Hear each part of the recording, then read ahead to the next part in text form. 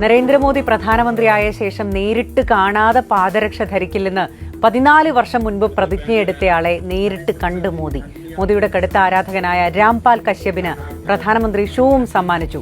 ഹരിയാനയിലെ യമുനാ നഗറിലെ റാലിക്കിടെയാണ് മോദി പ്രതിജ്ഞ നടത്തിക്കൊടുത്തത്.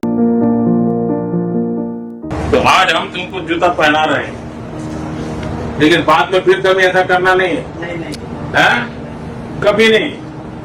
काम करना चाहिए. ऐसा क्यों कर रहे हो? अपने आप को करते रहना.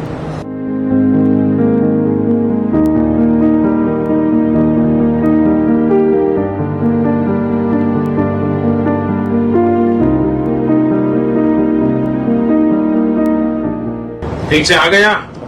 हाँ.